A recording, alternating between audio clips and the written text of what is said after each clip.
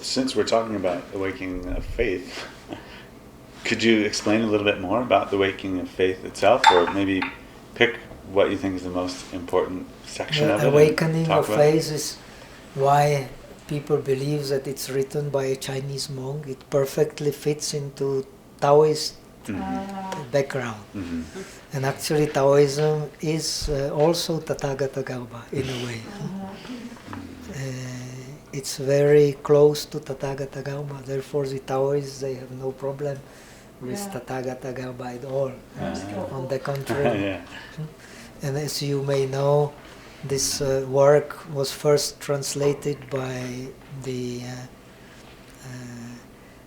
Christian missionaries in China, Timothy something, and he has no problem to identify the Tathagata Garbha with God and soul and so on. It's no problem for him. So he uses this, that's how he understood it. So it's very easy to accept Tathagata Garbha for taste thinkers. But as we all know, the early Buddhism is very much opposed to theistic vision. Later it changes. Finally, they have the very late Buddhism has a concept of Adi Buddha, which is kind of no taste would have any problem with that. Just the name is different. So the awakening of faith in Mahayana, Ashwagosha shows that actually in our experience, which is mind, all experience of sentient beings can be is Mahayana, and the Mahayana is a mind, because everything is contained in the mind. This is important, and the mind has the aspect of the Dharma and the meaning. And the meaning of Mahayana is great substance, which you can, great characteristics and great use. Then you can connect it with the three bodies. The substance is the Dharmakaya, the characteristic is the Sambhogakaya, and the use is the Nirmanakaya. So even so it does not speak about these three bodies, it's very easy to connect this.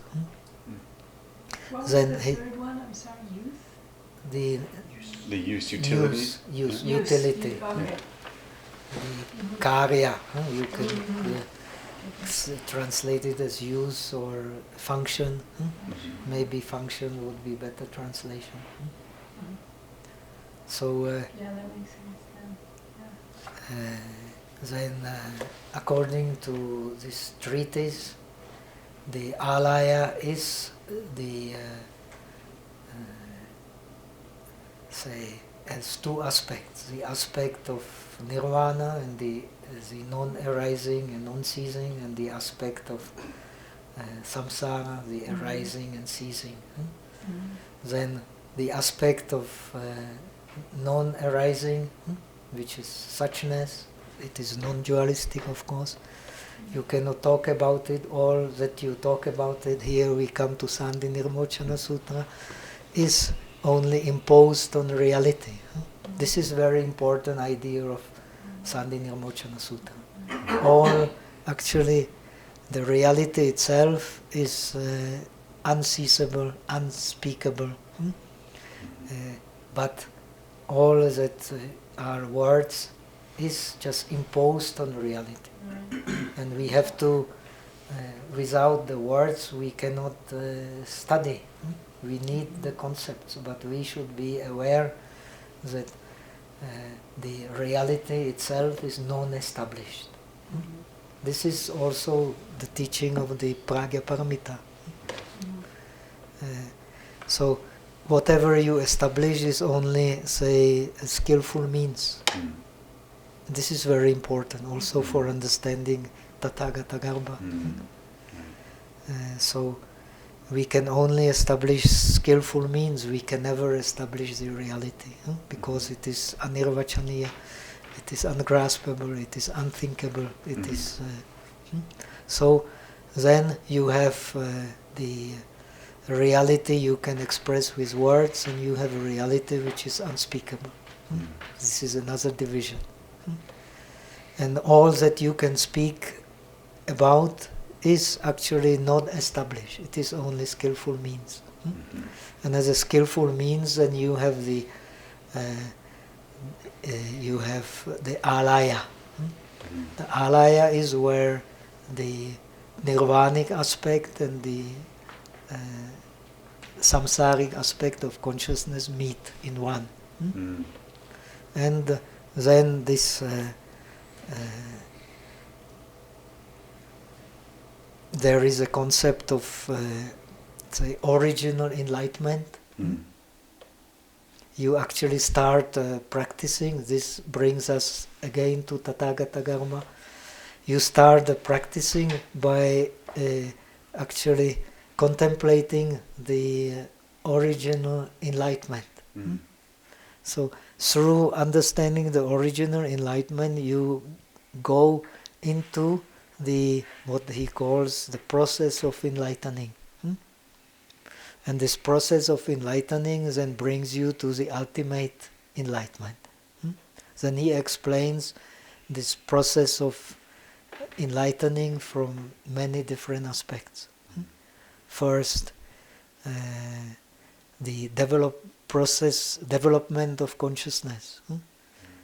So, if you have karmic consciousness, it all starts with karmic consciousness, which is active consciousness. If you have active consciousness, you have evolving consciousness.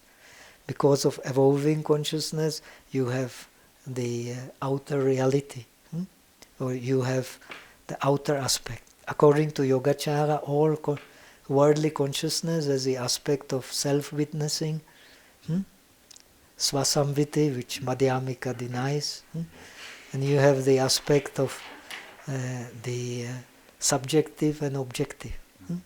So all this comes from the karmic consciousness, and karmic consciousness is where everything starts. And to the beginning of karmic consciousness, only the Buddha can come. Vasubandhu is teaching that only the Buddha can completely understand the mind only. No one else than Buddha. But the practice of awakening is coming back to the beginning. To the beginning means arising. Arising of what? Arising of karmic consciousness. When karmic consciousness is there, there is the subjective aspect and objective aspect. And from the objective aspect is the differentiation. From the differentiation is a continuity. From continuity you have concepts and names. From concepts and names you have clinging consciousness. From clinging consciousness you have the karma producing consciousness. From the karma producing consciousness you have the bondage. And then he explains again the way back from bondage to the beginning. So the process of enlightenment is to going back to the beginning. And he connects it with the four characteristics of the compounded. It is arising, then it is duration, it is change, and it is cessation. So you start with a cessation. Again, process of enlightenment, you start with a cessation. When the evil arises in mind, you leave it. So he calls it the enlightenment like non-enlightenment, because there is still the self. Then next is understanding of the change. And this is the practice understanding of the two, say, lower vehicles, the vehicle of disciples and the vehicle of the Pratyeka Buddhas. And then the understanding of the non-realized bodhisattvas. Then when one becomes a realized bodhisattva, he does not contemplate the change anymore, but he contemplates the duration. That means he is a realized bodhisattva, he has attained the bhumi. Then when he contemplates, of course, the duration as being something real, then he can go to the beginning, which actually is beyond duration. So it is the privilege of the Buddha to go to the very beginning. And you go, then he connects it with the practice of the bodhisattvas, practice of the faith. According to him, the faith, that's why it is called the rising of the faith in Mahayana. The faith is the most important practice. And through the faith, because the Tathagata Garbha you cannot experience, you can only experience by faith. Right? That's why it's called the awakening of faith in Mahayana. So, through the faith, then you can attain, even according to him, the 8, you can perform the 8 deeds of the Buddha due to the faith.